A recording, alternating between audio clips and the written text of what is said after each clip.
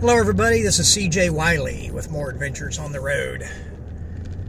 One of my favorite pool cities back when I was playing professionally all the time, and even before in my gambling days, was Los Angeles. There was a lot of big tournaments held out there at the Bicycle Club and different like convention centers. I had one at Hollywood Park with the PCA. But Jay Helford was the best tournament promoter, and he was actually my head referee at CJ's when Earl ran the 11 racks in a row to win the $1 Million Challenge. So Jay Helford and I go way back. And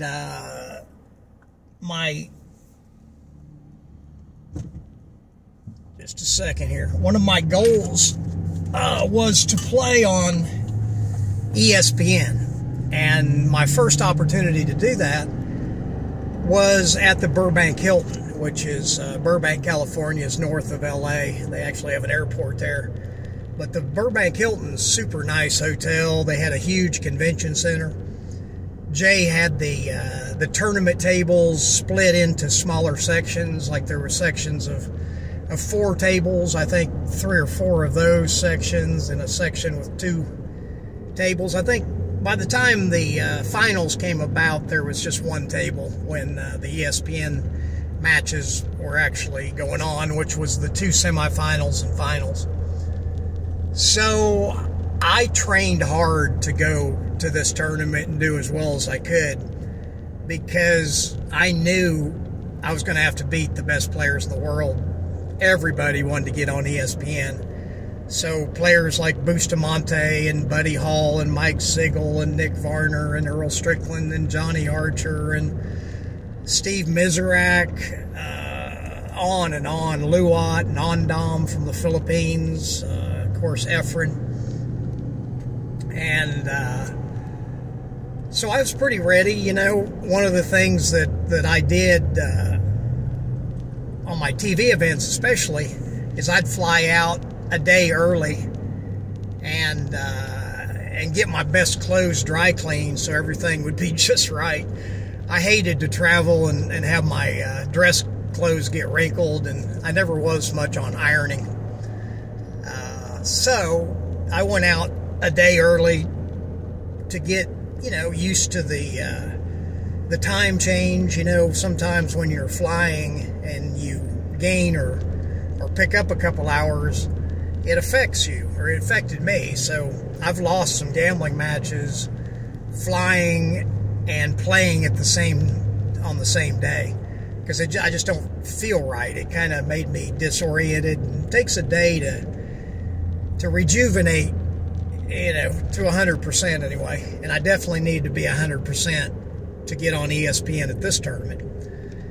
So the day of the tournament, it was pretty packed, and one thing I loved about playing in LA at the Bicycle Club and these different venues that Jay had was we'd always have a big following as far as a fan base. So it'd be nothing to have 400 or 500 people, and I think one of my matches I'm going to tell you about here in a second probably had close to 700 people, because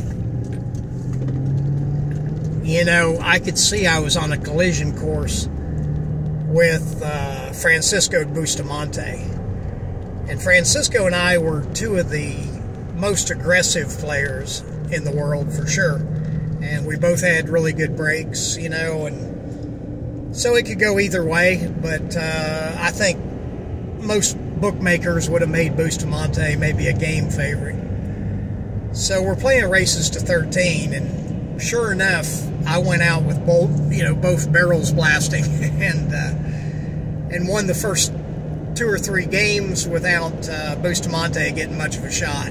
But then he came back, and we basically traded blows through that entire match until it came down to 12-12. And you know, there's a lot of skill involved in pool, and there's also luck.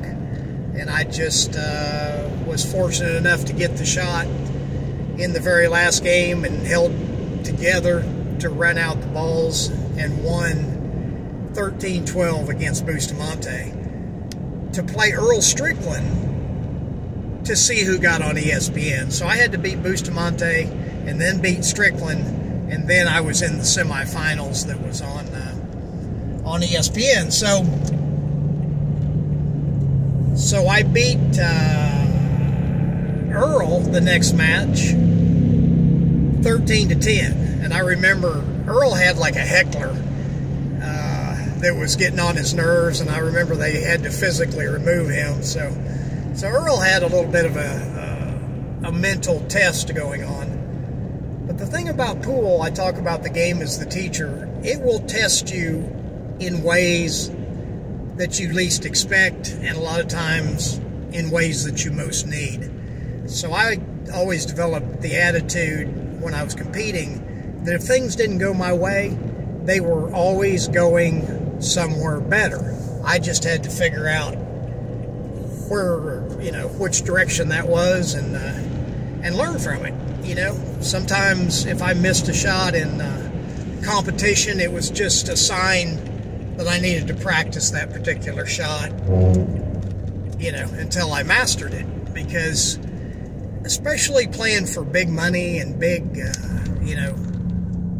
especially on ESPN, the shots that you're the most uncomfortable with a lot of times will come up. I don't know why that is, but you've probably had that happen in your own competition. It just seems like when there's a lot of pressure on, you can just count on the shots being a little off angle, just a little different than what you'd prefer. So you have to practice those shots. So I ended up winning against Earl 13-10, and then he went, I think Mizrak and Efren were playing. Mizrak beat Efren, and then Earl played Mizrak, I believe, for the shot against me on ESPN. So Earl ended up winning that match. So he got a second chance against me and prevailed that match. Even though it was a race to 9 and I got to 8 first, he ended up winning the last 2 games.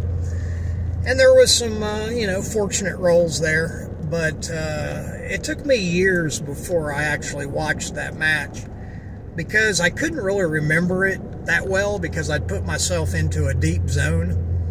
And I was afraid that I dogged it or that I didn't take advantage of opportunities, and that's why he beat me. However, when I watched the match, I was pleasantly surprised that I played really well. And, maybe I was a little biased because I was playing, but it sure looked like I should have won that match. Maybe if it was a race to 13. But, if you're going to lose to somebody, Earl's certainly one of the best players that's ever lived, so I have no qualms there, and I got my first experience on ESPN. And then he played Johnny Archer in the finals, and pretty much did the same thing. About halfway through the match, Earl got a pretty generous roll and ended up running out and winning against Johnny Hill. So I think he won both matches, Hill, to win that Los Angeles tournament that Jay Helford put on. And I know when Bustamante and I were playing, Jay told me that there was close to 700 people there. So that was exciting. We used to do charity events when we went out to those tournaments. So I've got a lot of stories that are pretty cool. For instance, I was invited to the Pre-Academy Awards party in Los Angeles, and it was hosted by John Travolta and Jodie Foster. And I went there, and they had these tents set up, and I was in this tent that had a pool table and all these really expensive, exotic pool cues. One of them, I remember, was like $80,000, and it looked like a jigsaw puzzle being put together as the cue went up. It was like black and white pieces. If people know cue sticks, you probably know which cue this is. It's probably pretty well known in the collecting world, I would think. But there was, cues that were 80 to 100,000, and I was supposed to just hit balls with it, and maybe they could sell one of these Hollywood stars, you know, $50,000 pool cue, I guess. So I was playing around and playing some people, and this one lady came and sat down and watched me for about 10 minutes, and she had really big sunglasses on, so I couldn't see her face very well. But she sat there for 10 minutes and really watched closely, and I just kind of did my job and ignored her. If I would have known who it was, I probably would have tried to talk with her, because she ended up being one of my favorite actresses at the time, and it was Sandra Bullock. So somebody told me after she left, they were like, "What's it like to have Sandra sitting there watching you?" And I was like, "Sandra?" They said, "Yeah, Sandra Bullock. That's who that lady was with the big sunglasses." I was like, "I'll be darned." But one thing I did realize, walking around and seeing all those superstar celebrities, they look a lot better on camera. And they say it puts about 20 pounds on you. So a lot of those actresses were just toothpick thin, but they look fine as wine on the camera movie sets. But you can't always believe what you see, especially in this day and age with AI and augmented reality. So anyway, if you like my stories and want to hear more about my fundamentals, systems, and techniques that I use to become one of the best money players of all time, and I was also named the Player of the Year by Pool and Billiard Magazine. You can reach me at masteringpocketbilliards.com. That's my private website where my super duper good stuff is. And I'm almost done with a revised website that should be up and running within 2 or 3 weeks. So I look forward to that. It's going to have a lot of new and interesting things that you can benefit from. Till next time, this is CJ, over and out.